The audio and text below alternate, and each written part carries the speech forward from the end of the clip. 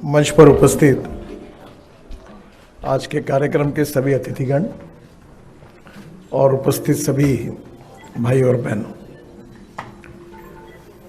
मुझे बहुत खुशी है कि विशेष रूप से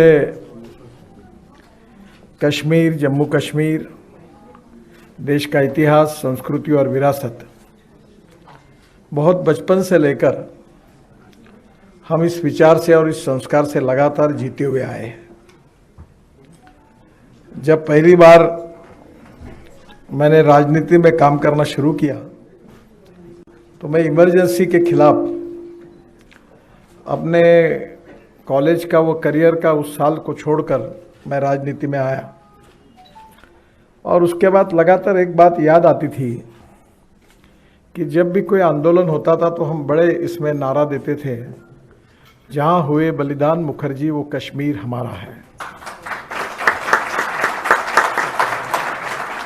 और बाद में वो एक प्रकार से वो नारा हमारा एक स्वभाव बन गया। और मुझे याद है कि पठानकोट में जब डॉक्टर श्यामा प्रसाद मुखर्जी के एक प्रतिमा का अनावरण हुआ तो वहाँ सरसंघचालक भी थे, अडवाणी जी भी थे और मैं उस समय बीजेपी का अध्यक्ष था। तो स्वाभाविक रूप से ये इतिहास हमारे लिए एक प्रेरणा का स्रोत रहा। बार बार ये इस बात को भी दोहराते, कश्मीर हो या गुवाहाटी, अपना देश अपनी माटी, अलग भाषा अलग वेश फिर भी हमारा एक देश। तो स्वाभाविक रूप से हमारे विचारों के अनुरूप हम लगातार इस बात को दोहराते रहे और इसलिए हमारे खून में ये कश्मीर का इतिहास जो है वो सबके लिए एक संवेदनशील मन को जगाने वाला है।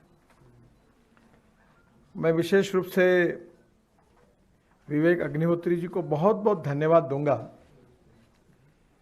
कि इतिहास, संस्कृति और विरासत, हमारी भूतकाल का जो इतिहास है ये वर्तमान काल में हमें बहुत कुछ सिखाता है। और सबसे इम्पॉर्टेंट चीज़ है कि जो भूतकाल होता है, जो वर्तमान काल में हम उसका अध्ययन करते तो भविष्य को निर्माण करने के लिए वो हमें विजन भी देता है और विचार भी देता है। तो मुझे बीच में हमारे देश में इतिहास जो था वो सही इतिहास लोगों तक जा नहीं रहा था। इसके भी अनेक कारण हैं और मुझे लगता है कि इन सब बातों का विचार निश्चित रूप से होगा, क्योंकि सच को छुपाया नहीं जा सकता। और इसलिए विवेक जी ने जिस प्रकार से इस इतिहास का संकलन करके ये जो फिल्म बनाई है, ये नई जनरेशन को एक नई दिशा जगाने वाली बात है। और ये जो सही इतिहास है वो लोगों के सामने लाने का उन्होंने काम किया है। आप सबको पता ही है कि सेक्युलर शब्द जो होता है इसका डिक्शनरी मीनिंग धर्मनिरपेक्षता नहीं है। इसका इंग्लिश डिक्शनरी में मीनिंग है सर्वधर्म समभाव। पर दुर्भाग्यवश धर्मनिरपेक्षता ये पैरेलल अर्थ लगाकर इसको जो इंटरप्रिटेशन देश में किया गया उसके कारण काफ़ी बड़ी समस्याएं खड़ी हुई। और कश्मीर कितना सुंदर है ये तो अभी मैं भी अनुभव कर रहा हूँ। हम लद्दाख और लेह के बीच में एक झोजिला टनल बना रहे हैं जो आशिया की सबसे बड़ी टनल है। और पहली बार जब मैं वहाँ गया और मुझे कारगिल के नीचे में वो जो टनल का निर्माण कार्य चल रहा था, तब मैंने जो वहाँ की परिस्थिति देखी तब मेरे मुख से ऐसा निकल गया कि ये तो स्विट्जरलैंड से ही कई गुना अच्छा है। और उसके बाद एक झेड़मोर भी टनल है और वहीं से लद्दाख लेह को जाकर लद्दाख लेह से मनाली तक भी हम 4 टनल बना रहे हैं। तो अटल टनल बनने के कारण जो 3.5 घंटा रोहतांग बाईपास पर लगता था तो अभी वो 9 मिनट में होता है। और वहाँ से निकलकर लद्दाख लेह कर आते हुए 4 टनल बना रहे हैं। और उसके बाद स्वाभाविक रूप से झोजिला में आएंगे और झोजिला से झेड़मोर टनल का भी उद्घाटन करने के लिए मैं भी 3-4 महीने में जाने वाला हूँ, वो भी पूरी हुई है।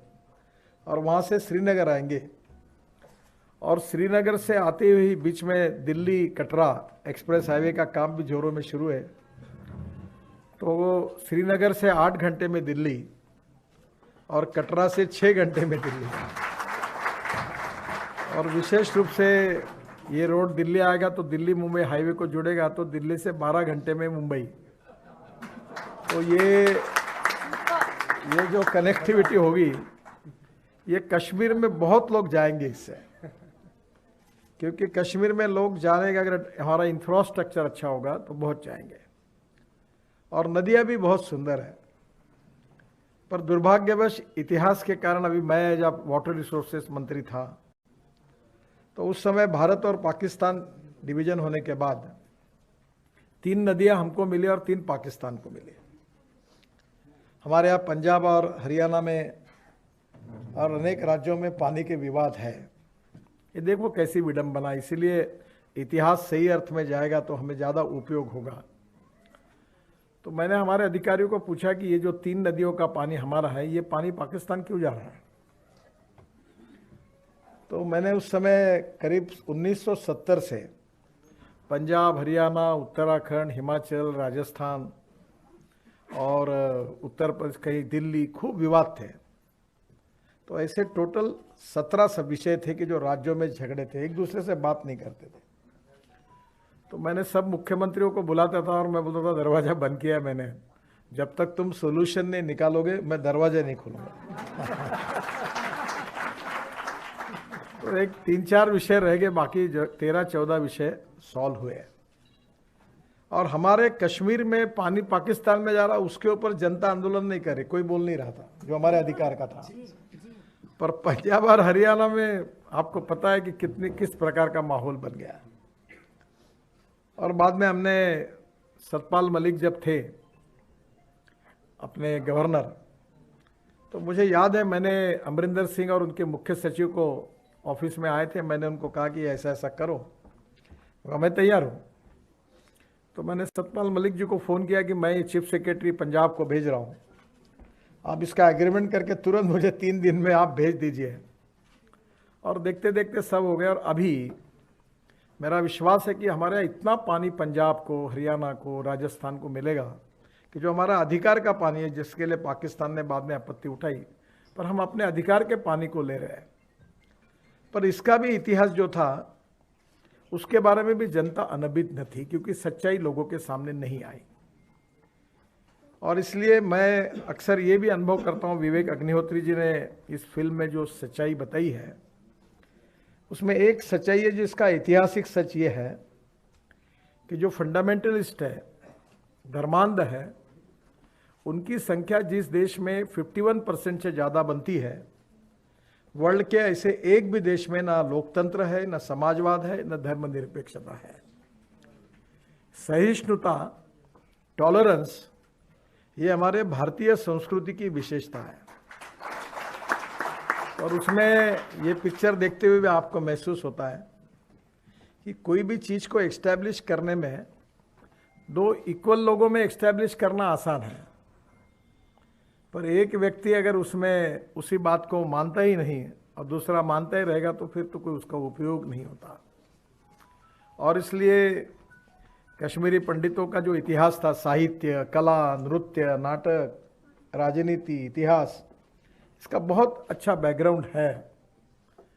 पर धीरे धीरे जिस प्रकार से अफगानी अतिक्रमण आया और बाकी अनेक यहाँ जो अतिक्रमण कश्मीर पर आए, उसके आधार पर उसके विशेष रूप से स्वाधीनता मिलने के बाद में भी जिस प्रकार की राजनीति हुई, जो सेकुलरिज्म के नाम पर हुई, वास्तविक सही अर्थ है कि justice with all and appeasement of none, ये सही अर्थ में सेकुलर शब्द का अर्थ है। पर जो अन्याय हुए, अत्याचार हुए, लोगों को वहाँ से जाना पड़ा, एक मानवीय इतिहास था। और मानवीय मूल्य जो है, जीवन मूल्य, हमारे हिंदू समाज के, भारतीय समाज की एक विशेषता रही और उसके लिए बहुत बड़ा इतिहास भी है। और इसके आधार पर इस इतिहास का वर्णन कश्मीर के, विशेष रूप से कश्मीरी पंडितों का जो इतिहास था और उसके साथ जो उनके साथ अन्याय हुआ, वो जो सच्चाई का इतिहास है, वो विवेक अग्निहोत्री जी ने पहली बार बहुत प्रभावी रूप से देश के सामने रखा है। और मैं बहुत खुश हूँ कि इस कारण सही में जो इतिहास की सच्चाई थी वो लोगों तक उन्होंने पहुंचाई है। मैं आज केवल इसीलिए आया हूं कि मुझे भी ये मैं नम्रतापूर्वक मुझे मान्य करने में कोई अड़चन नहीं होती कि जो इतिहास जो बातें हमने देखी थी, हम जो समझते थे, उससे भी आगे जाकर बहुत सी सच्चाई इससे हमको देखने के लिए मिली। जो हमारा राष्ट्रवाद, हमारा आत्मा है, नेशनलिज्म, और मैं भारतीय जनता पार्टी का अध्यक्ष था तो हमारे कार्यालय के बाहर हमने लिखा था राष्ट्रवाद, राष्ट्र की सर्वांगीण उन्नति और विकास, अभी भी लिखा हुआ है।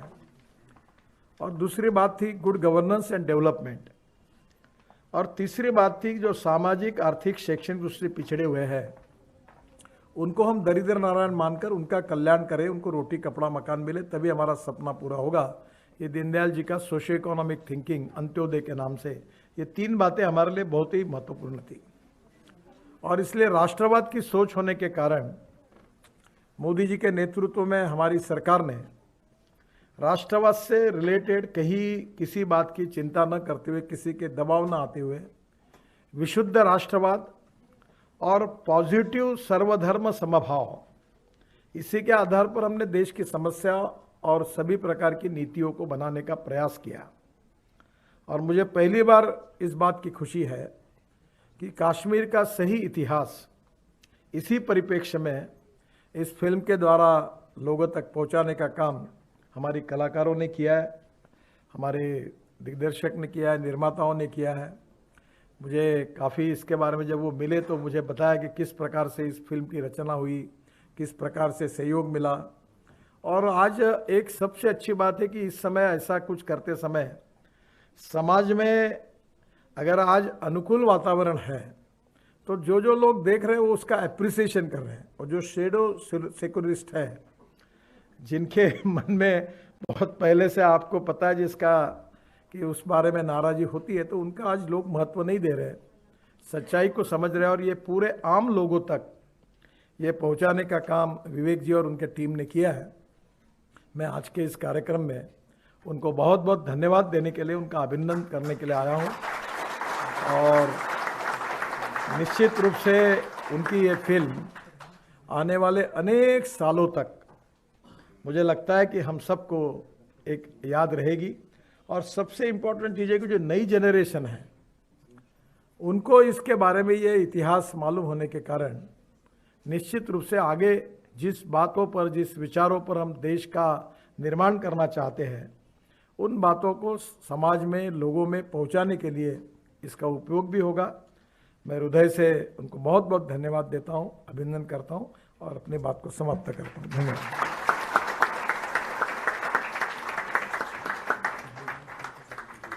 बहुत बहुत शुक्रिया नितिन जी।